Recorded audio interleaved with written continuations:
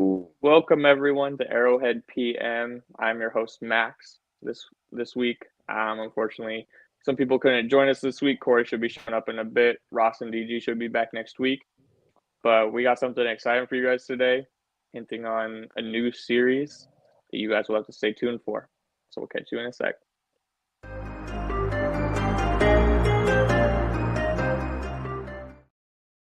Sweet. Well, like I said, my name is Max. This is Ethan over here to my right. And down below, we have our special guest, Colum Cronin from the Irish NFL show. He's a huge Broncos fan, which leads into the AFC West Rivals series that we're going to be hosting you guys. What this is basically we're going to host a series with one of each AFC West teams, the Broncos, the Raiders, and the Chargers. I know, but we're going to be hosting one with each of them and kind of get a breakdown of what their offseason has been like, what their team looks like, and what their plans are going into this draft. Colum hosts his own podcast called the Irish NFL Show, the number one podcast in Ireland for NFL media. So just amazing work that he's doing, very heavily involved with the international community. I believe you've been to the last 2 or 3 Super Bowls as a Ireland representative there, so that's amazing. So, Colin, thank you for joining us today. I'm glad you're here.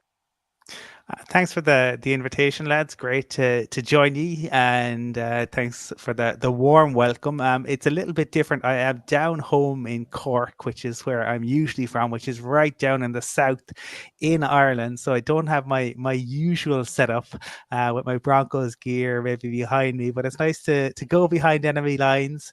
And I it's at a time when obviously for you guys things have been fantastic for the past few years. Less so for my beloved Broncos, and we'll get into that. But yeah, I have been fortunate with the Irish NFL show to get to the last 3 Super Bowls, and obviously to witness your Chiefs hoist the Lombardi on a couple of occasions in really some absolutely fantastic games. I mean, I think the game against both the Eagles and the game against the 49ers were kind of nail biters in their own way.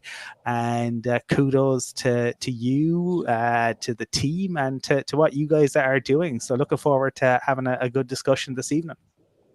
Yeah, appreciate you being here. Just a quick question before we jump into some of the Broncos stuff. What are those experiences like? Like the NFL bringing you to the Super Bowl. What are some of those, and just the growth of your podcast as well? How amazing has that been?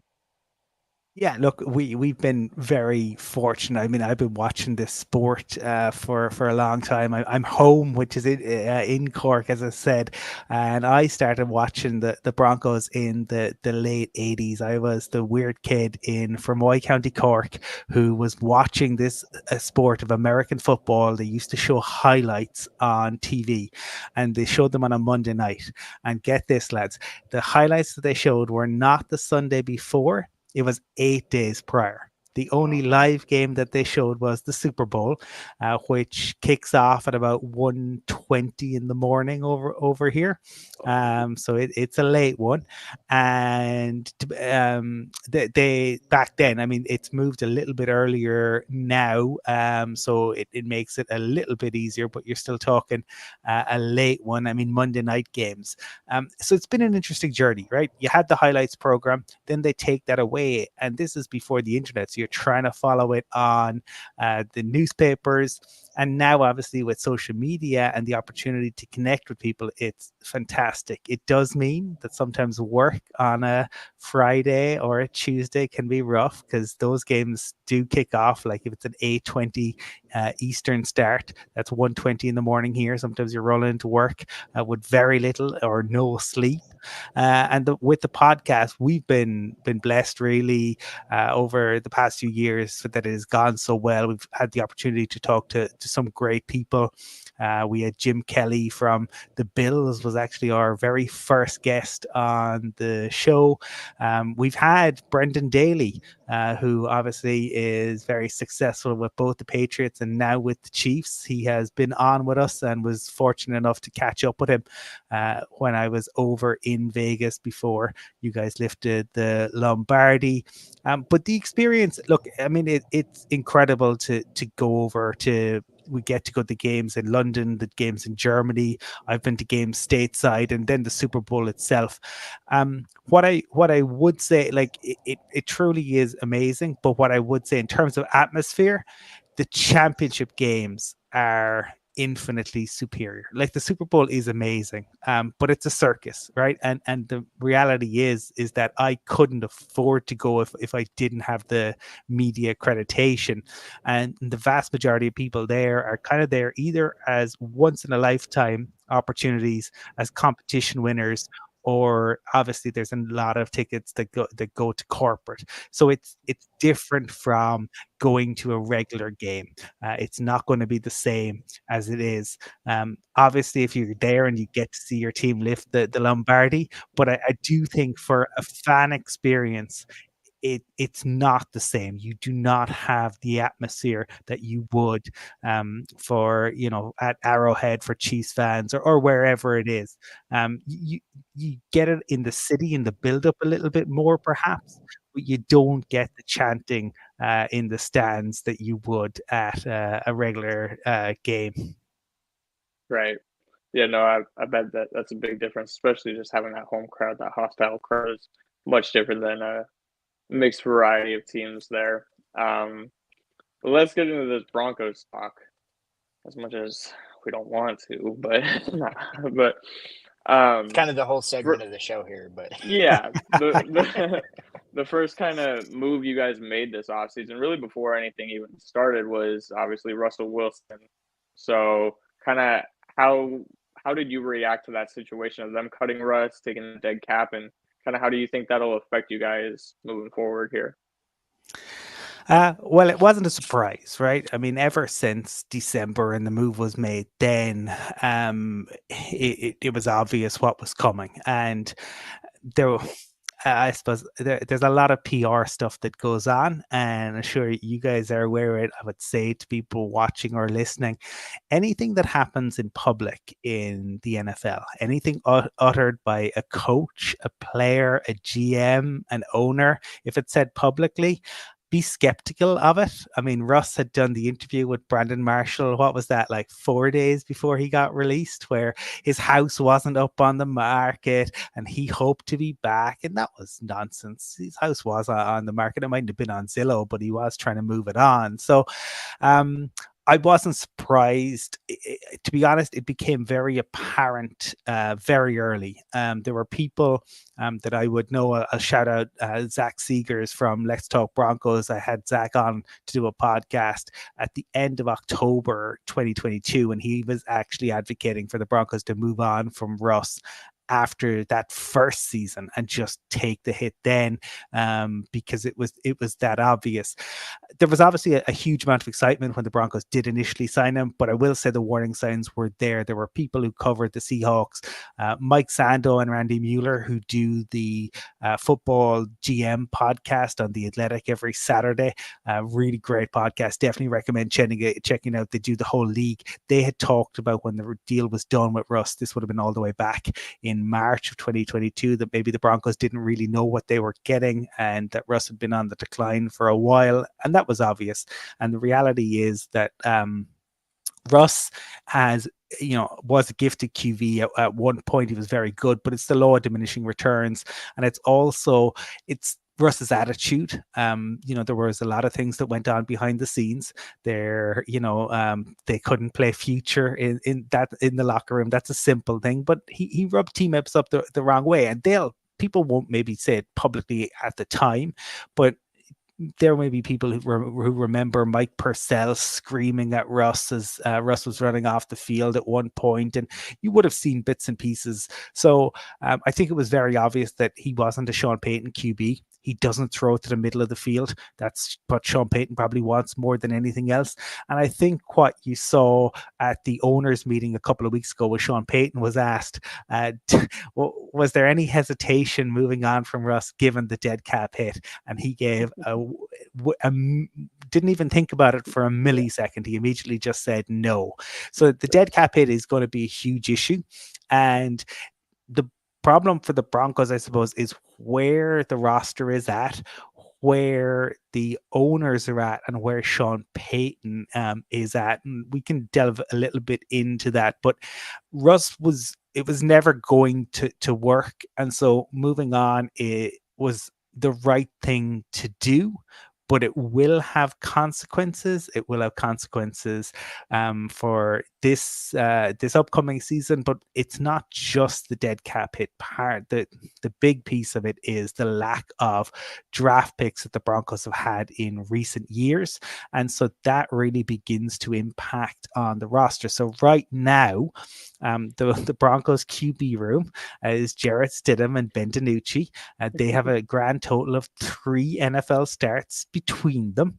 It is probably the least experienced QB room in the entirety of the league, and the Broncos only players that they have under contract beyond 2026 are the draft pick from last year and also Mike McGlinchey and Ben Powers, who came in during free agency last year and got restructured. So the Broncos are in this situation where, because of the lack of high-end draft picks in recent times, and because of some of the more baffling decisions perhaps last year where they traded up to get Riley Moss, and that didn't really work out, they don't have a full complement of draft picks again this year.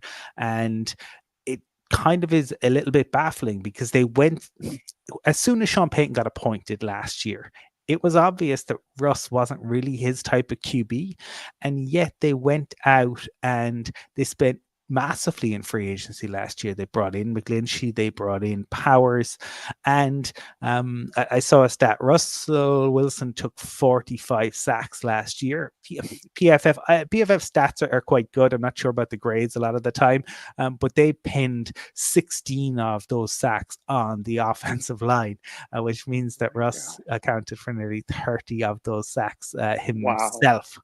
Yeah, that is quite startling. So all in all, lads, what I'll say is it's not a good time, unfortunately, to be a Broncos fan, and hasn't been for a long time. This is the team with the second longest playoff drought in the league, behind the Jets.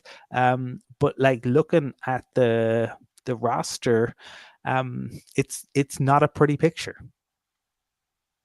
I mean, draft picks you guys have? Looking at this, 1, 2, 3.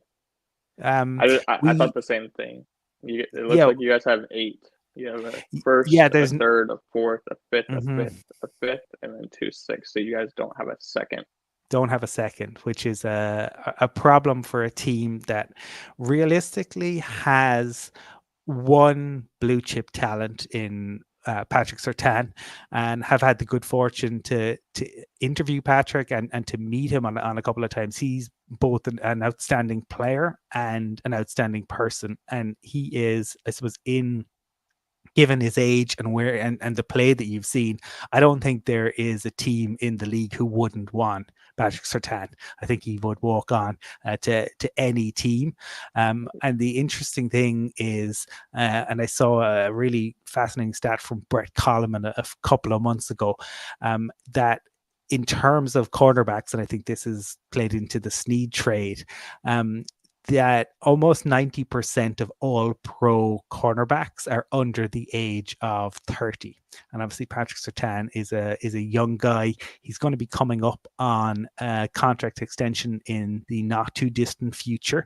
And it will be interesting to see what the Broncos do, because again, I think the Chiefs have kind of been somewhat pioneers in this, and it's the way the league is going. When you look, the league is not really valuing, or hasn't certainly this offseason valued, the DBs, right? Safeties, cornerbacks. I mean, for a player like Snead to get what he did, I think that showed the kind of the way the market is depressed. I mean, the reality is that the Jair Alexander, his contract is still the top contract for cornerbacks. That was signed almost 2 years ago. The cap has gone up massively since then, and yet it's not getting reset. Now, Pat Surtain and Sauce may change that, given their talents and the fact that they are young and they'll both be coming up for extensions. So something to keep an eye on. But I suppose part of the Patrick Surtain thing is, are the Broncos in a position whereby if somebody was to offer, like, or they want to go up in the draft, might he be part of the package that they have to look at? And I wouldn't like that, to lose a player of his quality. And also, I do think he's such a good character guy. But the reality is, this isn't a team with a whole lot of ammunition if they do want to go up in the draft.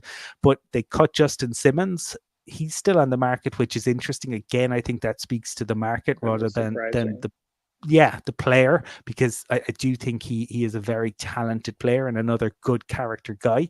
But I imagine teams are probably going to wait, see what way the draft falls, and he'll get signed after that.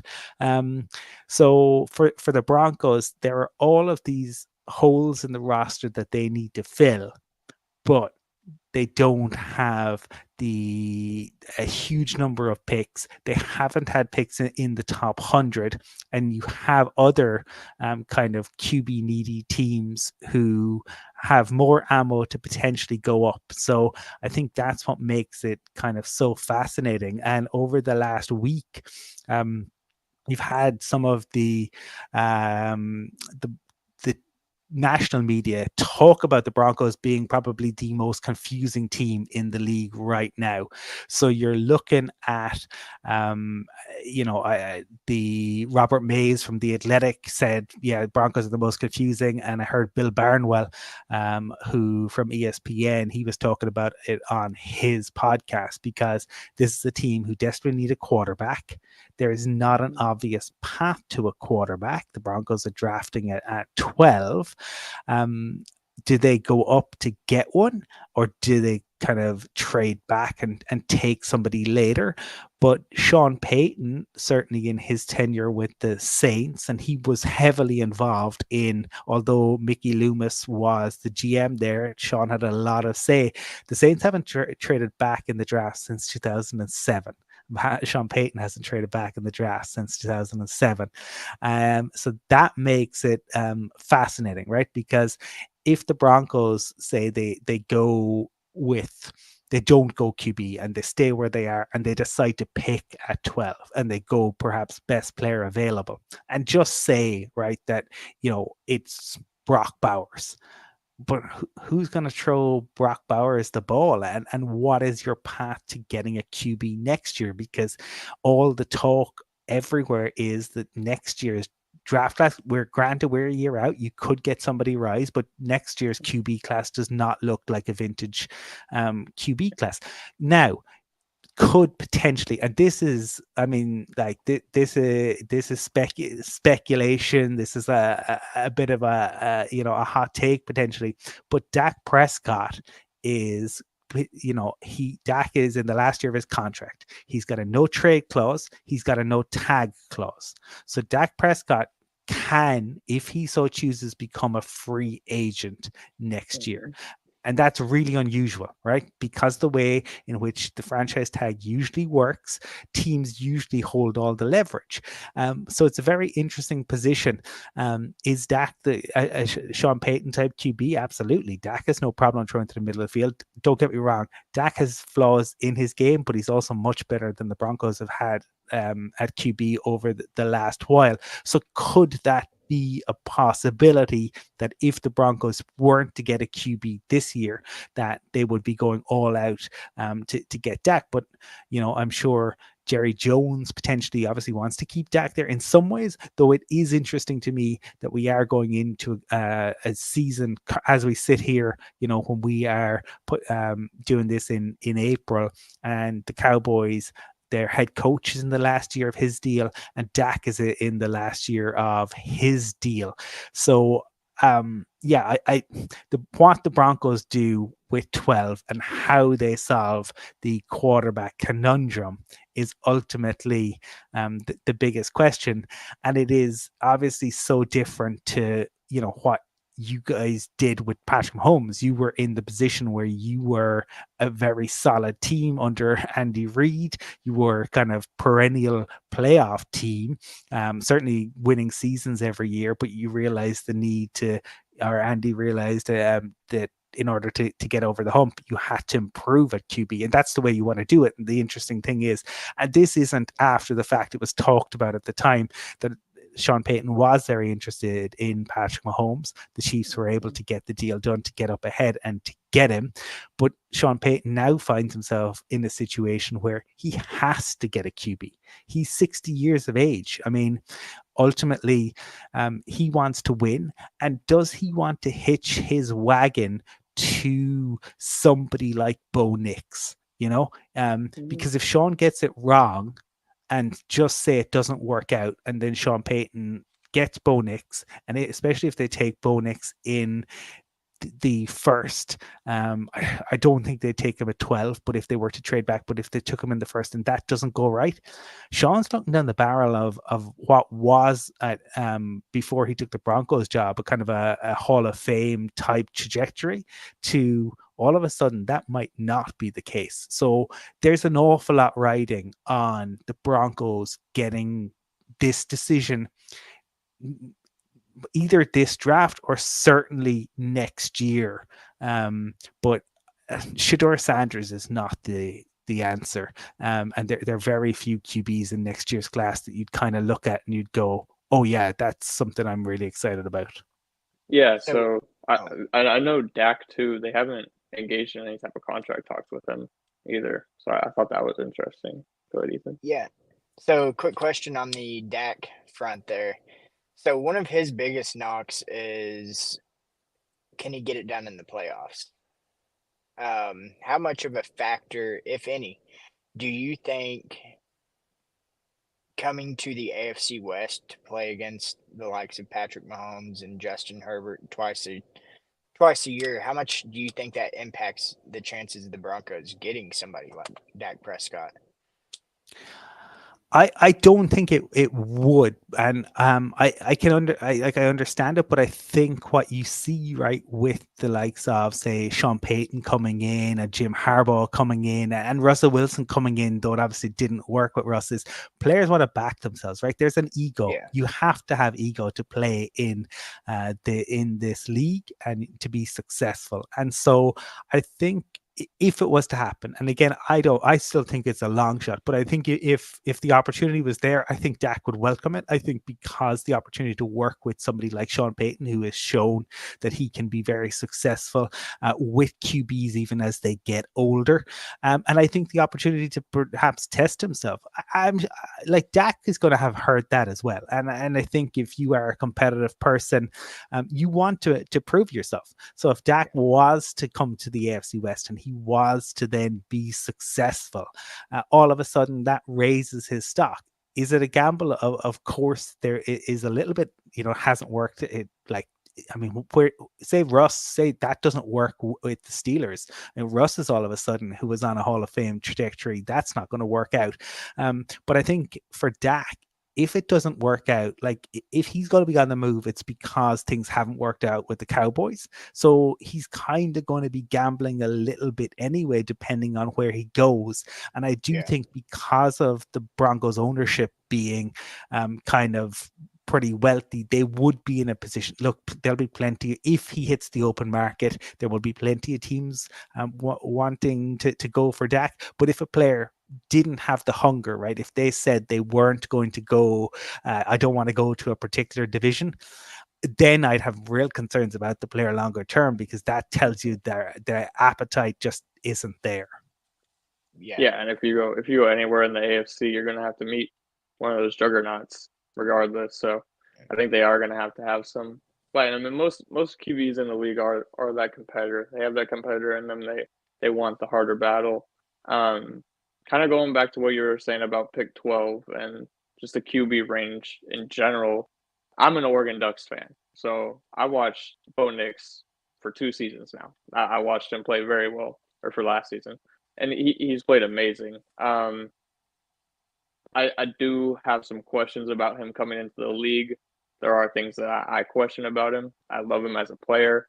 But yeah, don't know if he has all the tools yet. And I do think pick 12 is a bit of a reach for him. And then going into next year as well, we were talking about quarterbacks, obviously Shedeur, but also Dylan Gabriel. out of Oregon. He just transferred from Oklahoma, so he'll be coming out. I can't really think of any other quarterbacks that are coming out next year. Other than that, there's probably more that I'm just missing. But at pick 12, ideally, what's your dream scenario at pick 12? Like, if you could get a guy at pick 12 or trade back and take Bo Nix later, what would you do? Kind of. Also, we have Corey joining us, everyone. Welcome, Corey. How's it going? It's going Corey, well. How are you getting on? So my ideal scenario, I'll be honest, my ideal scenario probably involves the Broncos kind of having to go up, because I don't, if you don't have a QB in this league, you have nothing. And the Broncos to me are kind of fascinating in many respects, in that this is a team who the two I suppose best QBs in Broncos history, right? John Elway and Peyton Manning were both number one picks who the Broncos acquired in different ways. Elway famously didn't want to play for the Colts. They ended up having to trade him away, and then Manning gets released by the Colts. But the Broncos have never taken a QB top 10, which I think is an interesting one. So when you sometimes hear Broncos fans say Broncos can't develop a QB, but they've never taken one high enough. Like, you've got to go up. Like the Chiefs very clearly had a plan for Patrick Mahomes, right? And that's what you need to do, is you need to go up and get it. And the other thing that probably jumps out to me, like, is it's funny when you look at certain players like Josh Allen, right? Because there's a lot of talk about Josh Allen, and he wasn't really rated in the when the Bills went up to get him, and he wasn't until year 3.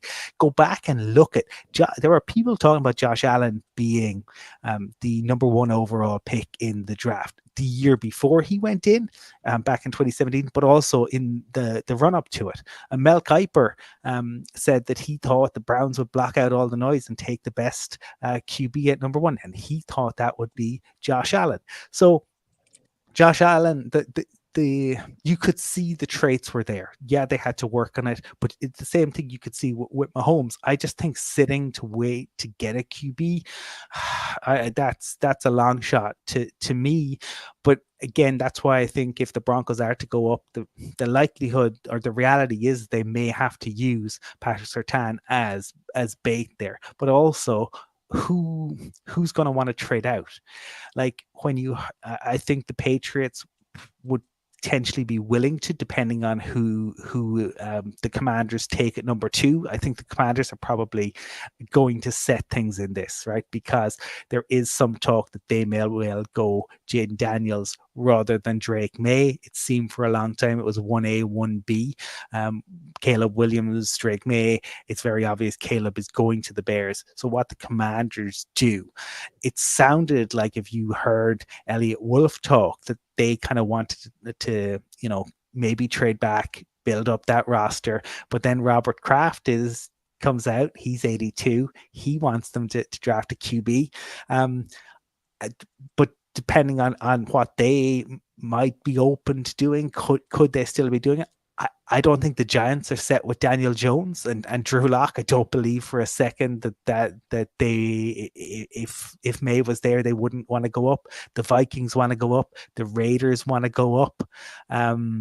So it's very difficult to see how the Broncos can do it. But my ideal scenario is probably in a dream world, right, where all things are possible, that the Bears take Caleb Williams, the Commanders take Jaden Daniels, and the Broncos somehow get up to 3 to take Drake May, because I do think May is the type of quarterback that Sean Payton could really work with.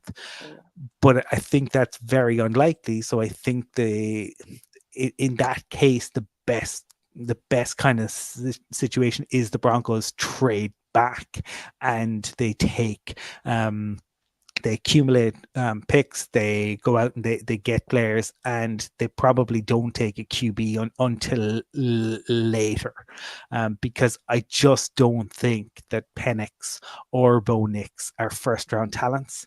To be honest, lads, I don't think they're probably second round talents. I think you're probably talking third round realistically. But I would say whoever they take, I would just play them and see how it shakes out this year. I think the worst thing in the world would be for them to go out and to get a Ryan Tannehill. Oh, like what's the difference going to be? Like what, you might win an extra game, an extra 2 games at best if you get a Ryan Tannehill. I don't see what that does for you. But so those I think are the 2 kind of paths that that are probably the best way to go about it. My fear is that you reach and you take a QB at 12, who's not one of the top 4 guys. Like when you go look at the QB5 taken, and look, it can work out, you never really know, but the 5th QB taken, you are not talking a massive success rate over the past 20 years or thereabouts.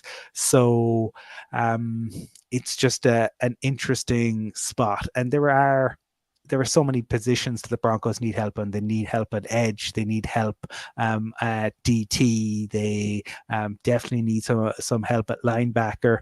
I don't think we're set. We're certainly not set at tight end. I don't think Greg Dulcich can stay healthy, unfortunately. And we, the line is decent, but like Garrett Bowles is probably potentially, could, either in his last year or could, if you were to draft a tackle early, could Bowles be used as trade bait to go and get future picks? It's a very difficult one because I do think there are so many teams that are going to be looking to go up to get a QB, and I think that the Giants and the Vikings obviously have an awful lot more ammo to do it, and the Raiders aren't that far back, and the Raiders are such a wild card because you wouldn't have thought, like, as we as the season ended and you lifted the Lombardi, that the Raiders were going to go out and get Christian Wilkins and kind of make the moves that they did. And that suggests to me, like, when you invest the amount of money that they have, like, they have to be in win now. And Gardner Minshew is not win now. But I think they're looking probably at different QBs. And that's where I think the Commanders play such a pivotal role, because I think Pierce would love to take Jaden Daniels, whereas I don't think Sean Payton would go anywhere near Jaden Daniels. So what the Commanders do at 2 is going to impact so much on what other teams do following that. I definitely agree that pick 12 is in such a weird range in this draft. And if the Raiders do trade up, who knows? Maybe they take a D tackle. Without the Raiders draft, you never know. Yeah, that is very true. So they could easily fumble that bag. Kind of last question. I know we're getting close to your time limit here. You mentioned those position groups, obviously, that you guys are lacking in right now. And the roster in a whole isn't where you guys really want it to be. And I guess another part of that too that happened this offseason was the Jerry Jeudy trade. So kind of what was your reaction to the Jeudy trade as well, and just what ensued with that and what you guys got? I think given what the Broncos, what they ultimately got right now was okay given where we're at, but this is where the Broncos have made, and probably the difference between our respective GMs. Veach seems to get it right most of the time. It's better to be a year early than a year late, and the Broncos have been a year late on almost all the trades or moving off of players. Like, what did the Broncos gain by having Russell Wilson in the building last year. I know it would have been an astronomical hit had they moved off of after year one, but it's an astronomical hit after year two, and ultimately you gain nothing from it. There was a lot of interest in Jerry Jeudy last year. The talk was that the Broncos were offered a second, but they wanted a first. I mean, how nice would that second be now if they had it? Again, in the lead up to the trade deadline, they got seduced by the fact that we finally beat you guys. Nobody beats the Broncos 17 times in a row. So we and that's fine as a fan, right? If as a fan you look at it, but your GM is supposed to be detached from that. Your GM is supposed to make objective decisions. And had they moved on at that point, had they moved on Jeudy, they probably could have got a third, in a best case scenario for Jeudy at that time. They probably could have moved on from Courtland Sutton. They probably could have moved on from Justin Simmons. Ultimately, they end up cutting Justin Simmons and getting nothing for him. So it hasn't worked out for Jeudy. I don't think it will. I mean, Judy's reaction since he got cut just suggests to me that unfortunately he hasn't learned anything. He even if you don't you've seen him argue with so many people. If it was just one argument, you'd kind of go, "Oh, I get it," right? But he's argued with Steve Smith. He's arguing with Mark Schlereth on Twitter, and I mean, Schlereth has 3 rings. Schlereth played through a ridiculous number of injuries, and Schlereth changed some of the culture. It's hilarious now because the AFC is so dominant, right? And it's such a gauntlet to go through the AFC.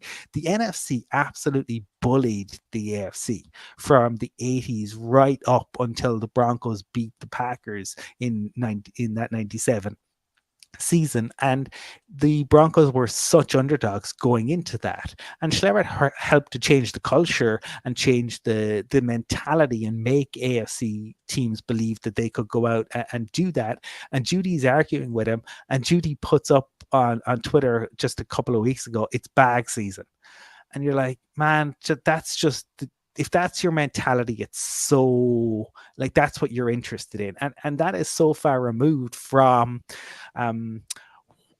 said Patrick Mahomes, right? We were very fortunate last week. We had Peter King in Dublin. We did a live show with Peter King, and he was talking about Mahomes.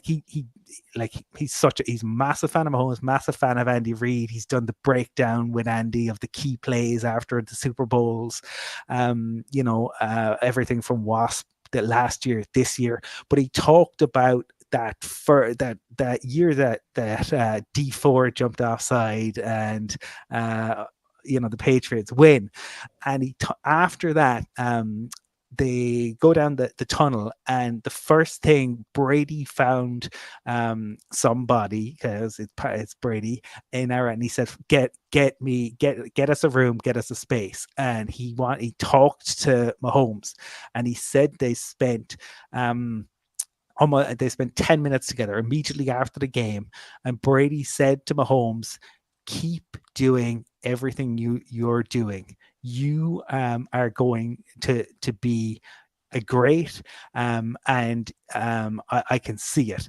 And what I can say, and this, he was asked, and again, Peter King has had the opportunity to speak to Brady loads of times. He knows him quite well. He was asked, will Mahomes, beat Brady? Will he get to 7? And he said, "I don't know if he'll win another 4. I guarantee he'll win 5." So thought that was an interesting comment from Peter King. And if that is the case, it's going to be a very sad next decade for my beloved Broncos. I can tell you that. But I suppose it just speaks to the mentality. And when you have the other thing I'll say that I think is really interesting, it doesn't get discussed a lot. Brendan Daly, who I mentioned earlier, Brendan Daly is incredibly successful. This is the man who has a ridiculous number of rings, right? Everywhere he goes, and players love him, and had the opportunity to talk to Frank Clark and Chris Jones, because he used to coach the D-line, and those guys absolutely love Brendan Daly. But Brendan Daly, last year, or 2 years ago, goes to Andy and says, Andy, look, I want a new challenge. And Andy and Spags want to keep him around, so they don't go, oh no, you've got to stay doing what you're doing. They want you to grow, they want you to develop. And so they change him, right? So he goes and he coaches the linebackers. Well, you guys have had 2 more rings since then, and the linebacker play has been incredible. I mean, so I think that is a testament. One of the things that I've heard from Brendan Daly and from others is that, as hard a worker as Andy Reid is, he insists that guys take time during the off season to spend with their families so that they come back refreshed. And not everybody does that. And that's something I think that is worth kind of noting as well. That I've heard. So yeah, let me tell you, it is difficult right now. Even though the Broncos have these mega wealthy owners, even though the Broncos have Sean Payton as head coach, and I would love it to be different. I mean, it's not for you guys, but one of my favorite moments is obviously when Shannon Sharp drove Derek Thomas nuts, and we managed to get the victory.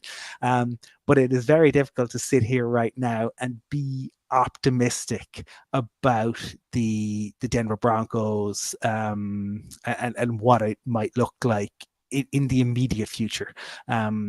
Certainly next year, as I said, the QB, they have to get it right, but this has got to feel a little bit like it did for Chiefs Kingdom when John Elway was quarterback of the Denver Broncos, and things were going so well there. But you guys have the quarterback who is on course to break all sorts of records. I've been fortunate to see him in the flesh. And I think the other thing that is, you've got a head coach in Andy, you've got Spags tied down. I think that was a huge piece of business that probably flew under the radar a little bit in the wider league. So I would say it's going to be very difficult for the AFC West. The other thing that Peter King told us in Dublin last week was, he talked about Harbaugh. He says he can see Harbaugh winning games for the Chargers, but he reckons it lasts 3 years. He said Justin Herbert throws footballs, Jim Harbaugh throws Molotovs. That was interesting as well. So I'll leave you with that, guys. We appreciate you hopping on, Colum. Again, everyone go and follow him. I'll put his Twitter handle here in the chat. It is Colum, right? Colum. Cheers, lads. It's okay, really fun to have a chat with you, and it's what I will say is that the Chiefs, despite the fact you're division rivals, you're infinitely more interesting Super Bowl champions than the Patriots ever were. So thank you. Kudos to you guys for that, and hopefully I'll get to join you again in the not too distant future. But been really fun. Thanks, guys. We appreciate you, Colum. Sweet. Well, appreciate Colum hopping on and giving us his time. It's always cool to see Chiefs success from someone else's perspective as well. Because I feel as Chiefs fans most of the time, we've got so stuffed in pause. No Diddy. We've got so sucked into this level of success, and of 5 years now, that we kind of forget this isn't normal. This isn't normal. So to see it from someone else's angle and how they view Patrick Mahomes from a respectful manner as well, not just someone kind of mad at him for being good. It's always cool to see. So everyone, make sure to go check out Colum if you're still here. Shout out to everyone from Ireland who's tuned in still. But yeah, definitely go support them and what they're doing over there. They had Peter King on the show last week, doing some really big things over there. So yeah, go ahead and check him out. As for us, back on this side of the borderline, some moves were made this week in Chiefs Kingdom. Mike Dana is back, Clyde Edwards-Helaire is back, and Carson Wentz is now a Chief. So if either of you guys want to talk about any of those signings or hit on one of them. Well, I'll touch on this. A lot of people I saw were making fun of it and didn't really like it, but I really like the Carson Wentz signing. If you look at the situation that we were in last year, God forbid if something were to happen to Mahomes, I think we got a glimpse in preseason on just how little we had in the QB room. Carson Wentz gives you somebody with starting experience, somebody that's had playoff history, somebody that's actually played an NFL game and legitimate snaps in an NFL game. So I'd be a little bit more comfortable if Mahomes had to miss a game or two this year than I would have last year when we didn't even know who the backup was, the number 2 or the number 3 was. Yeah. Yeah. I mean, you can't go wrong with Carson Wentz as a backup. I mean, he's got a winning record as a starter in the NFL. Like, worst case scenario happens, like, I feel like we're still okay. I mean, and that's, everybody talks about how good Andy Reid is with quarterbacks. You give him Carson Wentz to work on for a year, I mean, it can't hurt. So, nothing against Blaine Gabbert, but we seen what he was like against the Chargers. So it is what it is. I think it was a good signing. Just a good depth piece. That's the thing. A lot of our moves this week weren't flashy signings. Maybe Dana was a little bit flashier than CEH or Carson, and that's just reshoring up what we have and making sure that we have depth at positions. And so, I mean, that's a big key to how our success has been built. And that's how our success is going to stay built, is by adding in these little pieces instead of going out there for the flashy signing. Yeah, I definitely agree. We did get the numbers on Carson Wentz today. It is a $3.325 million deal with 2.2 fully guaranteed and up to 1.1 million in per game active roster bonuses. So don't know the exact specifics on that, but those are the numbers: 2.2 guaranteed, up to 3.3 on Carson Wentz. Haven't got the Clyde numbers. We obviously saw the Dana numbers. It was 24 mil, right? 24 mil. Yeah, I think 24. It was 24 mil. I think, what was it? Was it 20 guaranteed? I forgot what the exact guaranteed number was. But it was around that 8 APY. I think it's going to be more around 6.5 APY with the third year out. They're going to bring that guaranteed money up to the first 2 years. But I like the Wentz signing. It's a good signing. You're going to need depth in that room anyway. And I think it's funny that Carson Wentz is going to have 2 rings as a backup. He's channeling his inner Jimmy Garoppolo. So happy for him. He's going to get to play on a great team. Excited to watch him in preseason. Also, I think it might be interesting to see, do they potentially use him on QB sneaks now, or is Andy just going to go deep in his bag on these 3rd-and-inch plays? So I believe I heard he had like a 80-something% success rate on 3rd and shorts, 4th and shorts. So I mean, I definitely think that's a possibility. And then you got a guy like Carson Wentz. I'm not scared for him to sit back there and then think, oh, it's going to be a QB sneak and him to throw the ball either. So, I mean, it definitely opens up our 3rd and short, 4th and short playbook a lot. Adding that in there. And I mean, I still think Mahomes could do it without getting hurt, but I don't want to see him go down either. So, whatever they think's best, but I don't hate it for, that scenario alone. So, Yeah, I like it. One of the signings I saw getting the most backlash was the Clyde signing, and I was like, the Clyde and the Dana signing. The Dana signing not so much. I think the Dana signing was more the money, although I didn't really understand that either. I thought it was a great price, but with the Clyde one, I I think in our first show I said Clyde would be back, and I've been saying it in spaces for a while now too that I thought Clyde would be back, just because I don't think Jarek was the one that we were going to bring back, and you only have one active running back in Pacheco, so I always assumed Clyde was going to be back, and I like it because he knows the offense. He's a great energy, and we saw some great flashes out of him last year. So that Patriots game, first of all, I know that's the one everyone wants to say like, oh well, it was one game. It's like, well, we don't really have that many games of full Clyde to go off of in recent memory, and that Patriots game is one. And if it wasn't for him, we might have lost that game. So he showed some great outside runs. I think that's the other part is we finally started using him how he was supposed to be used, and that's in outside runs and in the passing game. Clyde was never really meant to run between the tackles, in my opinion. So we started using him in space more, which I thought is great. And we saw him break a couple he broke one in the Bills game and he broke one in the Ravens game, right? So yeah. He's shown great flashes. And again, in this Chiefs offense, I really feel like it's running back 1 and then running back 2A and 2B. Like, I don't think there's a 2 and a 3. Andy rotates these guys depending on the package, depending on the scheme, and he wants to be able to use them both at different times in the game. I don't think either of them will get a bigger workload than the other. So that's interesting. And I think part of the reason Clyde got backlash was because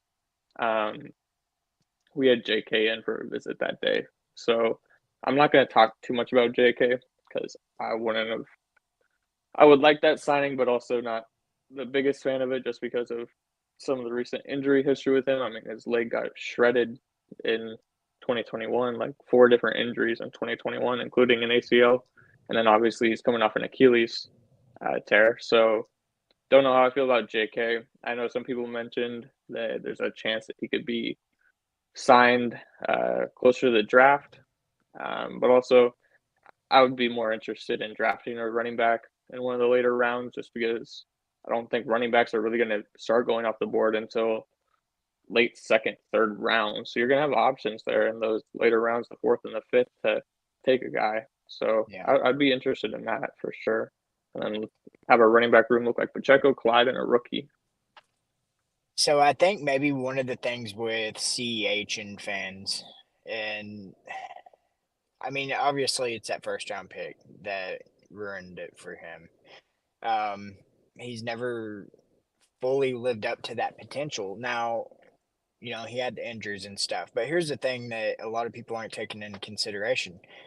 The running back market over the past couple years has been way down. This year, to start off, free agency, it went way up. The price for a good running back shot up.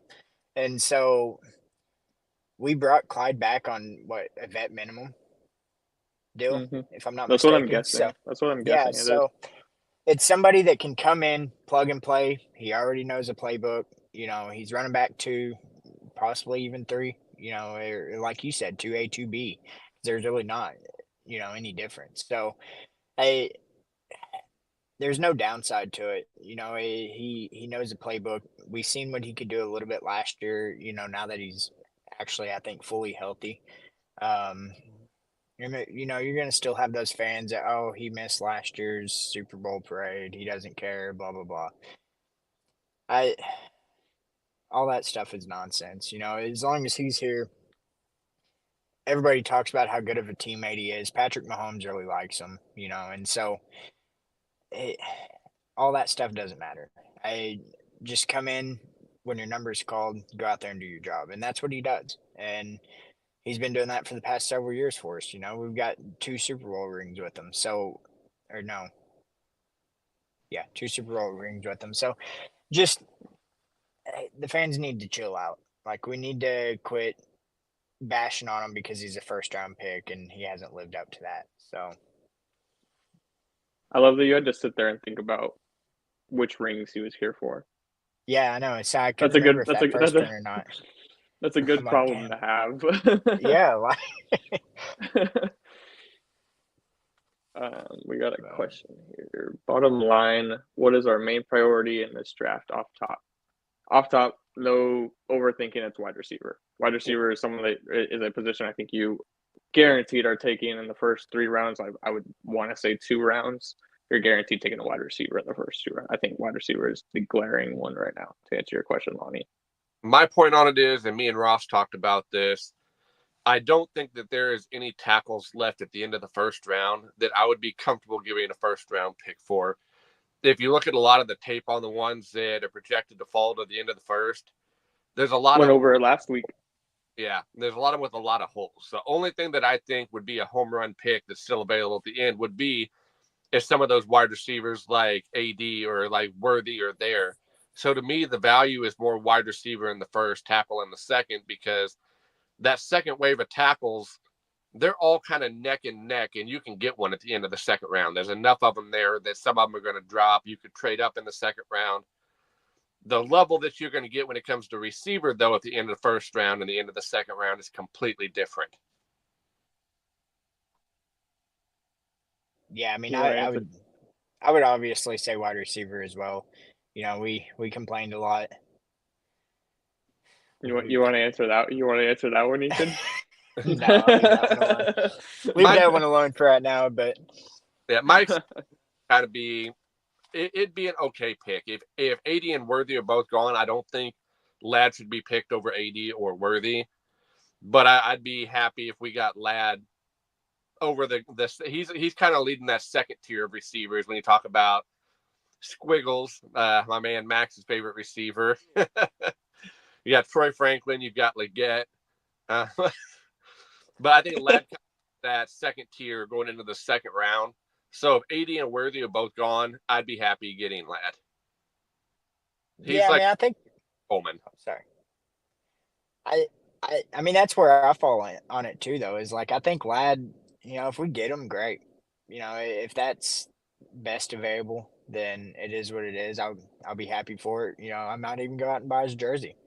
I don't love that pick though. I want somebody that is a true outside, and I know Ross says that he can play it, but but I want somebody that's that true outside threat. You know, somebody that can give you that outside threat from first down to fourth down. Yeah, I'm not gonna. I'm with you on that. I'm not gonna have a party over that pick, but I'll be like, all right, let's roll. Yeah. No, I'm in the same position as you, Ethan. It's like again, I wouldn't hate the pick, but there's a difference between a guy being able to play outside and a guy who's an outside wide receiver. An outside wide receiver, obviously, someone who can run that X spot. And obviously, we rotate these guys. There's no X, Y, or Z in this offense. They all rotate, but there is responsibilities in regards to what wide receiver you are in this offense. Obviously, we saw MVS stretch the field more than anything. So yeah, that's definitely part of it as well. We got this also said some guys just need some time like Sky. Yes, Sky is another case. Lonnie, you should go back and watch one of our episodes where we talked about the wide receivers and we broke down some film on. I believe it was 2 or 3 weeks ago. Broke down all this wide receiver stuff. If you want to jump into that, we broke down a couple of prospects. Talked about our wide receiver room as it currently, and yeah, I mean there are guys on this roster with potential, but you have a hole still in that wide receiver room. There's still one wide receiver missing unless you're planning to bring Justin Ross or something up, which I don't think that's happening. Or Nico, I believe, was there as well, and then I'm forgetting one. Is it Shi Smith? Yeah. So. I mean, it works. Again, I think wide receiver is still going to happen in this first round. I've kind of always figured that. And if the league lets us get Worthy, they're down. And here's the thing. Who we draft is going to tell us a lot about how this coaching staff feels about our wide receiver room. If we get somebody like Ladd, it's pretty much over for Sky. Ladd's going to be taking a lot of those short crossers, a lot of those short to intermediate routes. You can't really throw Sky on the outside and expect him to succeed. And somebody like Ladd isn't going to come in and immediately start on the outside. He's going to have kind of like that Rice progression where he's going to start in the slot. He's going to start a lot of those short intermediate routes. And even somebody like AD. AD had that role kind of at Texas where he was that short to intermediate guy while Worthy was a deep guy. So if we draft somebody like AD, that could also phase out a lot of Sky snaps. Somebody like Worthy would allow us to play Sky more in the slot and get some of those reps. Somebody like Keon Coleman be somebody else you can put outside and allow Sky to continue to develop. But if we get somebody like Ladd or somebody like if we get somebody like Ladd or somebody like AD, then I've got some serious concerns for Sky. Somebody brought him up and says that some people need time to develop. We're in year 2 and we haven't seen that growth curve. And that's something that you want to see from a young receiver drafted in the early to mid rounds is you want to see a growth curve. And there was absolutely zero curve. It was like a flat line straight across from beginning of year 1 to end of year 2.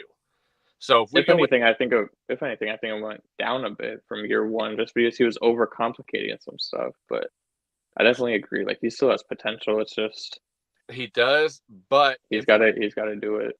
If we get another one of those guys, it's going to be another start out in the slot guy, like possibly AD or like Ladd, especially Ladd, then that's going to stunt his growth even more. It's going to slide him back down that scale to where he may have another 200-yard season.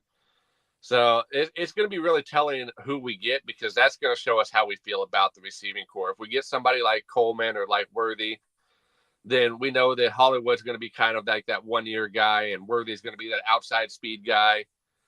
But if we get somebody else that's kind of replicating Sky's skill set like Ladd, Sky may be in trouble. Yeah, and I'm not going to go as far as to say Sky's may be in trouble. I still think Sky can develop and become a serviceable slot. He's still a young guy. He's younger than Rice, and not a lot of people want to take that into consideration. And I get he's going into year 3. He was a second-round pick, but he was a second-round pick from a very small college. And he didn't really have a veteran leadership coming in, and then last year you add in a rookie wide receiver coach. So I still think he has potential to develop into a serviceable guy. I'm not going to say he'll ever be a 1,000-yard receiver guy because, at this point, I don't think that's the case, especially not here in Kansas City. So 500. Yeah, that's all we need him, honestly. And so I think this year with Hollywood and whatever ends up happening with Rice, we add in another guy, and I would prefer AD personally over Ladd, but either one of them, we'll be fine. And then we just gotta get Sky Moore to get involved and get out there, catch 1 to 2 a game, get his confidence going. That's the biggest thing I think is his confidence is just way down, and it doesn't help he gets on all these social media apps and stuff and sees his name being dragged through the mud. And so I'm not saying that's the main reason why he's stunk it up, but I'm sure that doesn't help any. So I want to see what he can develop into. I'm not ready to give up on him just yet. Some don't develop at no fault of their own. Rice kind of got the fast track last year and kind of broke out. We've got Hollywood now. So if we draft another early round receiver, especially first round, there's our starting 3 right there. Yep. And the stuff with Sky, I think I said it during our wide receiver cast, although I think Hollywood might have overshined that. But with Sky, he's been forced into some situations that aren't exactly designed for him to succeed. We've been playing him out of position. Like, some of the people don't realize this. He's been playing out of position the last 2 years. He is never meant to be the guy that plays outside. And you have to admit, once he gets the ball in his hands, he is good with it. So if you get the ball in his hands, he can play well. He's just doing a lot of extra stuff off the line, and that extra stuff that he's doing on the line in his release is messing up the timing with Pat. I mean, there was even one in the Bills game where he ran like the first Bills game, and he ran like a curl, and he's wide open on the sideline, and Pat extends the play and forces one to Kelsey. It was completed, but you saw him look off of Sky when he was open, and that in part was due to timing, just the timings of the route. So he's got to get that figured out. And I think if you do draft a wide receiver like AD or Keon that can play outside, and let him really flourish in that slot role at times, then you could see some good things. And another part on that, he never really got consistent playing time, especially with this year, with how we took 7 wide receivers and we were trying to force them all in. It's like you couldn't ever get a rhythm in the game with Pat when you're only getting 2 snaps and then you're out for 5 and then you're in 2 snaps. It's really hard to get in a rhythm as a player in that sense. Shifting gears a little bit, but staying on the wide receiver track, on a sadder note, this Rice news, really unfortunate what's gone on there. Obviously, those who don't know, Rashid Rice was involved in a high-speed car accident that he caused. He was driving in Dallas, obviously crashed a Lamborghini and a Corvette that his buddies were driving into, I believe, 3 other cars. So he is at fault for that. He's been determined the driver of the Lamborghini. Just a really sad situation all around. You know, my heart goes out to the kid and what he did, but it was also his choice, and he's got to be smarter. But really does raise some questions going into this year now of how many games is he going to be suspended, and obviously what it looks like for a wide receiver in these first couple of weeks as well, but also what's going to come out of this for him. I think probably a 2 to 4 week suspension. Like I said, it's one of those you got to be caught in the middle, because as a football fan, you don't want to see one of your receivers on the bench, but he's young. Facing the consequences will help him learn and mature as a man and keep him from doing it again. You know, this is a little bit off football, but I mean, I think we all know people in life that are constantly bailed out of things. And the people that you see that are constantly bailed out of situations like that, they never learn from it. So hopefully this is something that he can go through the process of it, and he can learn from it, grow from it, and it'll keep him from doing things like this again so he can focus on his career. Yeah, no, I agree. I mean, he's a young man. Mistakes happen. You know, I can't tell you. I probably wouldn't be sitting here with you if I was driving around a Lamborghini at his age. So, you know, it's unfortunate. The whole situation's unfortunate. You know, him leaving. You know, all the other stuff that happened. You know, from start to finish there. So, I kind of expected 2 to 4 week suspension. You know, it could start off as 4, the league give them 4, and they appeal and get them down to 2. So, you know, that's best case scenario. Just thankfully nobody was hurt seriously in that accident. You know, nobody was killed, anything like that. So, you know, it's a learning experience for him, and hopefully next time, you know, he makes better decisions. And that's really all I got to say on that one. So. Yeah, just unfortunate situation all around. Obviously not what we wanted. Seems like we can't really go a Chiefs off season without something happening, especially even in the legal realm. In regards to suspension, I don't really want to give any predictions on it just because there could be more stuff that come out. But as it stands right now, I honestly feel like it could be up to 6, like even in that 6 to 8 range, just with what happened and the backlash it caused for the NFL brand name as a brand, as well as the Henry Ruggs situation and the fact that this happened and Jalen Carter happened. I know Jalen Carter didn't get suspended. He also, I'm pretty sure his friend was found responsible for that.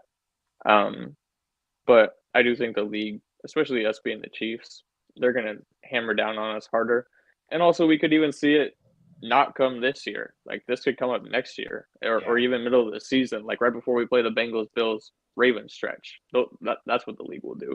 I think D-Mac made a joke. He's like, I can't wait for the announcement of Rasheed Rice being suspended right before the divisional game or right before the championship game. Yeah. So we'll see what else comes out in that situation. I mean, I'd almost rather be at the season, because if you look at how the schedule is usually put forward for the Chiefs, the NFL likes to make the competitive games towards the end of the season where there's playoff implications. So we usually play the Bengals towards the end of the season, and usually teams like the Bills or the Eagles towards the end of the season. So I would rather that suspension come early. Let the young guy get in there and develop, guys some reps, get to the core part of the season, and have everybody back. Yeah, I agree with that. Got one more question about free agency, and then I'll hit on our last topic. Was Dana a good investment? I think so. Yeah, so the Dana signing was honestly one of my favorite. That was one, I think, kind of when Snead was finally traded and that money finally became available, I was like, Dana's going to be back within 48 hours. But some news did come out about him. Apparently, there was multiple teams pursuing him. So that's a good sign to see. But, I mean, he had 30 pressures last year, 6.5 sacks. And he's great for this defense, in my opinion. He can rotate inside, outside. He can obviously be used as a starter with Charles out. He can be used as a second guy. So I think it's a really important part. The entire D-line is back now, except for – wait, no, that is the entire D-line back then, because the only guys that we've lost on defense are Snead, Mike Edwards, and Willie Gay. So other than that, the entire Super Bowl defense is still here. And this was a D-line that you saw force the number 2 most pressures in the league and the number 2 most sacks in the league. So the fact that all those guys are back is huge, in my opinion. Have we brought Pinnell back yet? Let me check. I don't know. He's one more I would want to bring back. Kind of, he fits that big-bodied run stuffer, and he came up big in the playoffs. Yeah, we re-signed him 3 weeks ago. Yeah. Okay. I was gonna say, it seems like we talked about that, but yeah, I mean that's a key addition there. I really kind of expected, with him, another scenario to where he sits out until about December, and then fits in. But having him back this early is nice. So. Well, here's the other thing about the Dana signing too.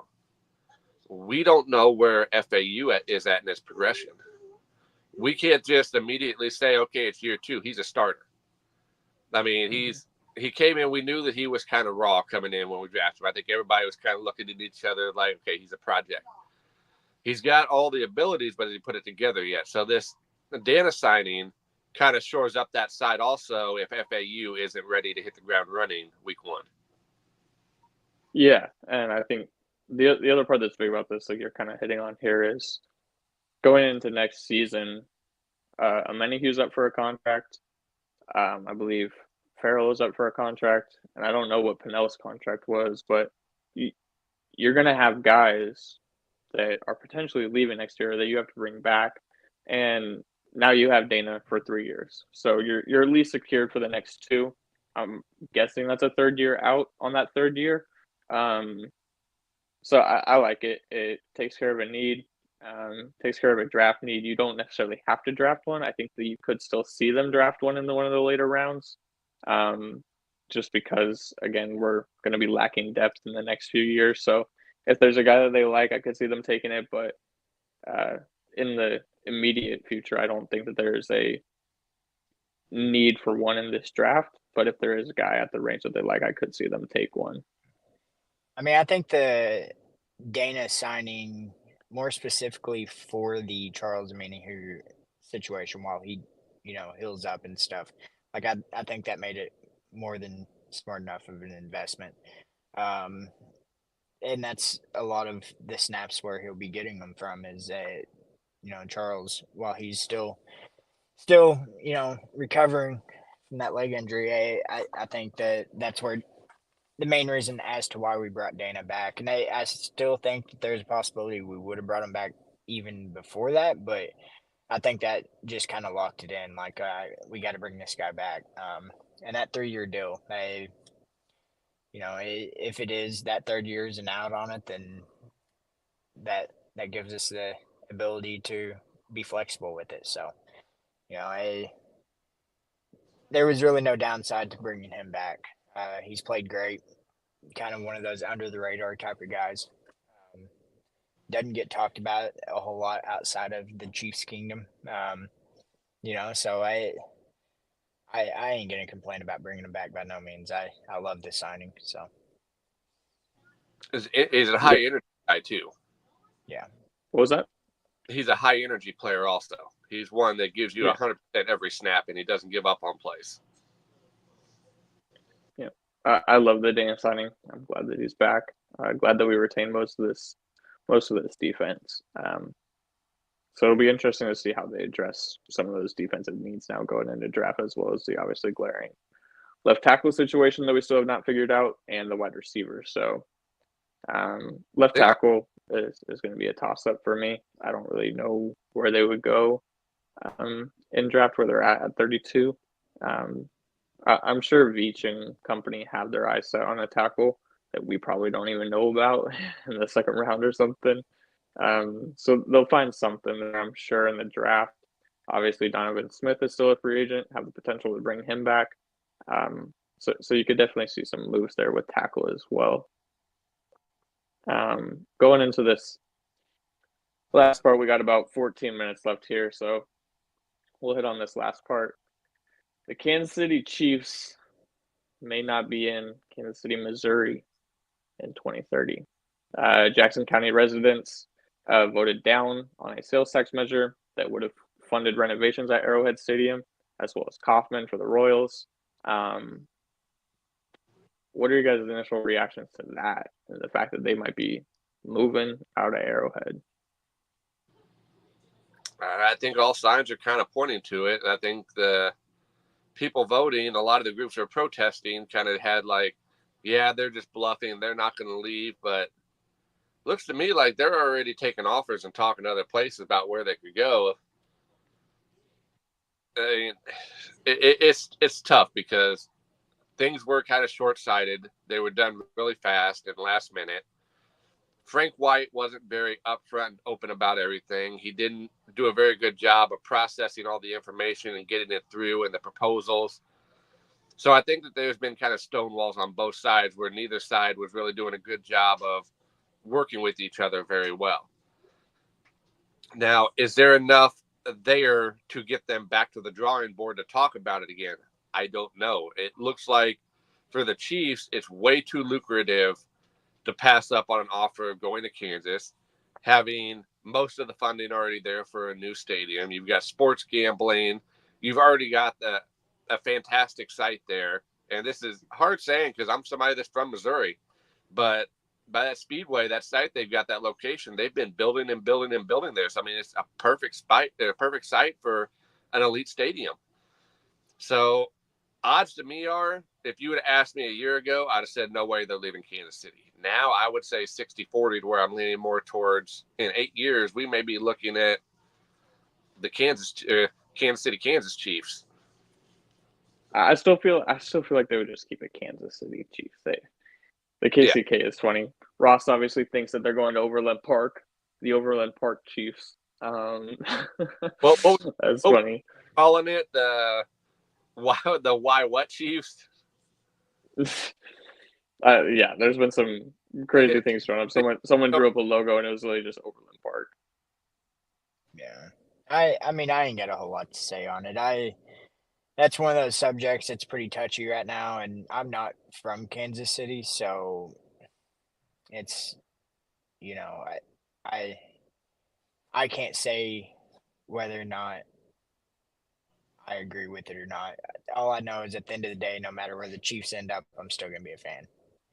Whether they're still at Arrowhead or, they're on the Kansas side, whatever. So it don't matter to me too much.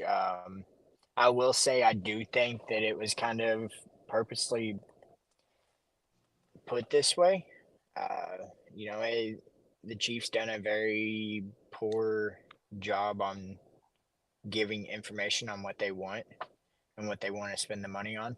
And the upgrades, you know, they were going to add seating that none of us could afford, you know, and so, and they were taking people's seats away, their season tickets away, basically. So I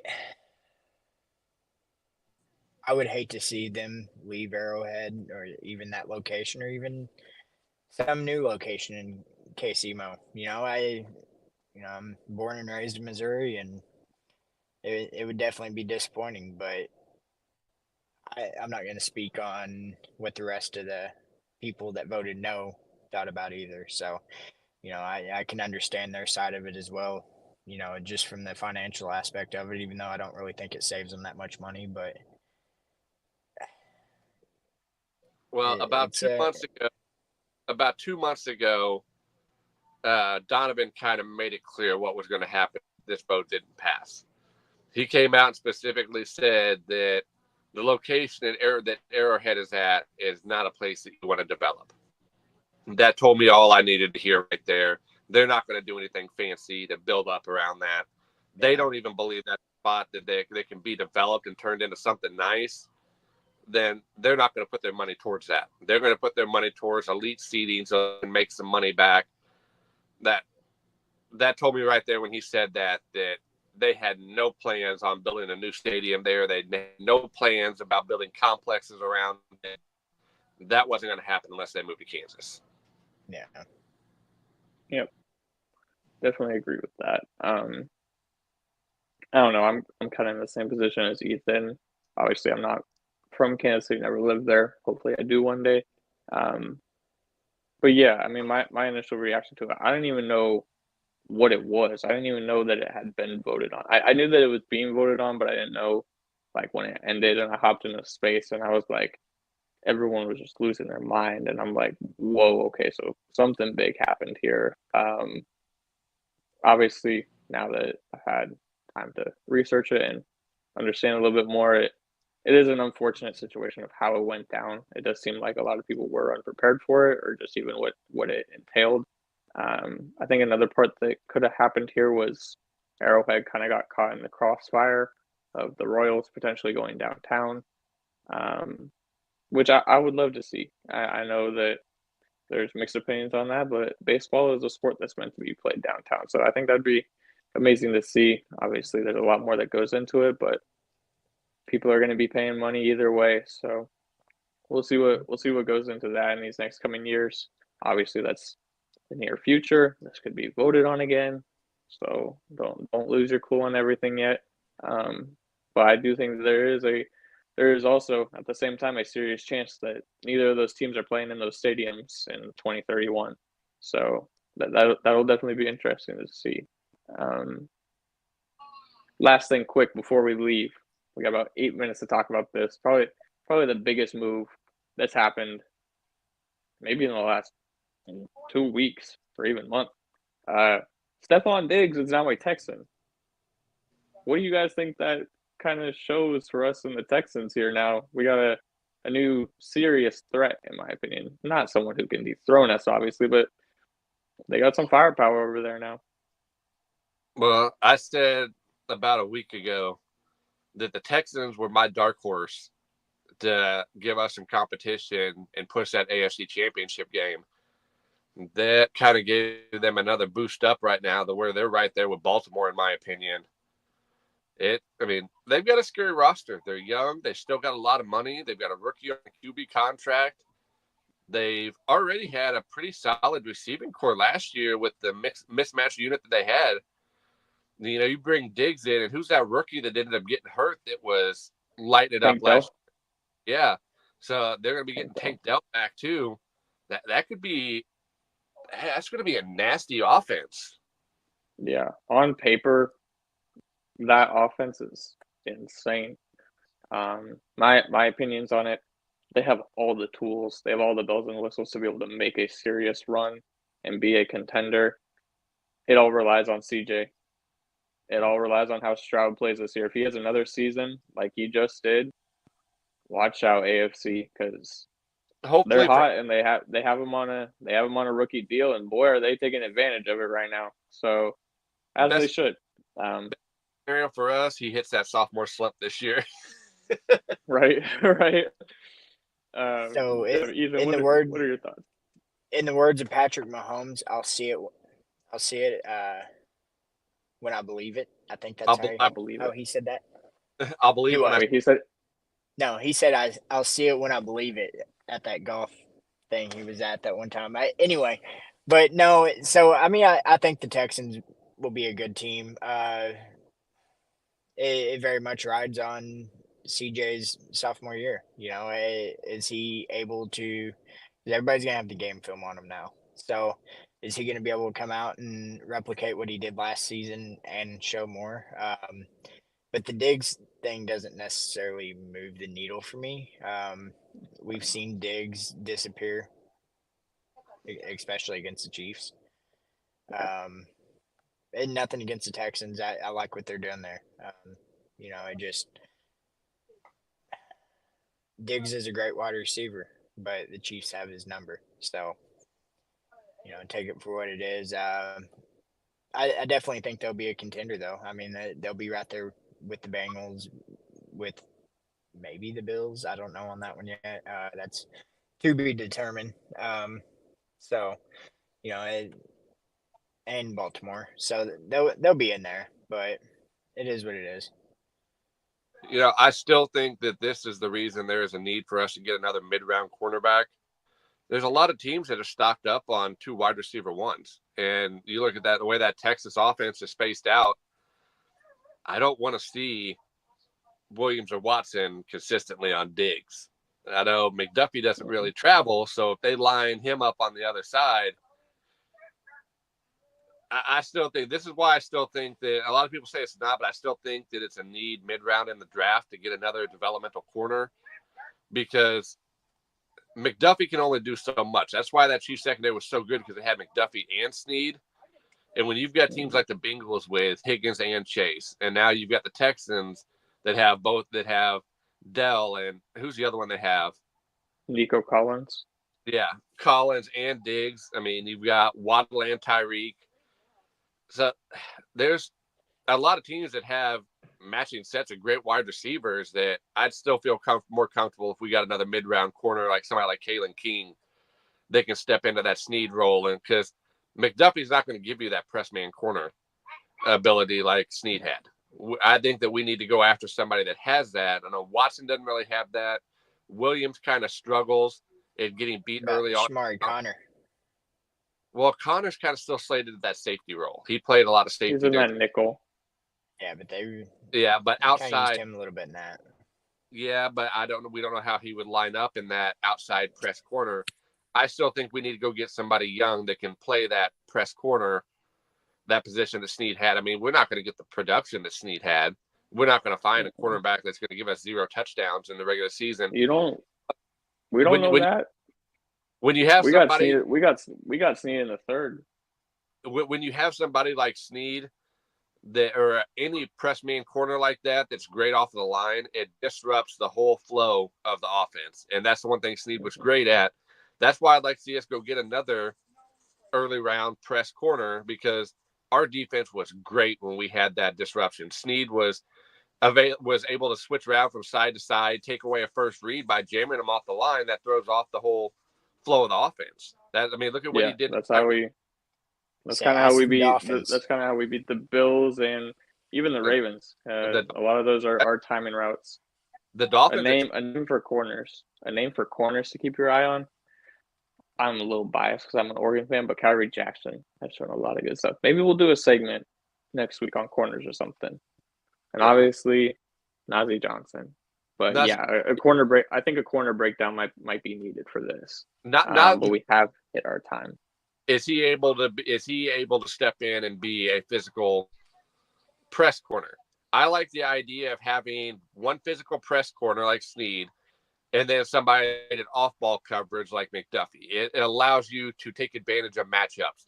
When you've got a Tyreek, you can't let him get space. You slide somebody like Snead over that's going to hit him on the line. When you've got somebody like Diggs, who's a route runner but doesn't have that elite speed, somebody like McDuffie can play great against him because he can drop back, give him his separation. If he's going to beat you underneath, he's going to beat you underneath, but don't let him take advantage of the middle portion of the field. That's what McDuffie's great about. That's why I like having the versatility of a press man corner and an off-ball corner like McDuffie. Yep. We shall see what happens there. As for us, that's all we got for you guys this week. Hope you guys enjoyed this segment with Colum, this new AFC rival series that we have going. Make sure to go check out his page again. And next week we got another one. So make sure to stay tuned. Stay tapped into all the Twitter pages. Obviously, all ours here that you see on the page. Ross as well, Arrowhead _AMPM on Twitter. Go ahead and shoot them a follow so you can stay updated on everything that's going on within the kingdom. As well as the upcoming plans for who will be shown on next week's rival. Is it the Chargers or is it the Raiders? Stay tuned, you guys. Appreciate you all for helping out. Well, hey, we got to give our daily shout-outs to the Kingdom Cast, Kingdom Queens. Go for them, watch their podcast. We've got live spaces coming up. But go through and just follow the whole group. Yeah, also, sure. Nerds, sponsor us. Please Sponsor us. Please sponsor us. What I brought in on the thing. It just happened earlier. Yeah. But again, appreciate everyone who joined. We'll see you guys next week.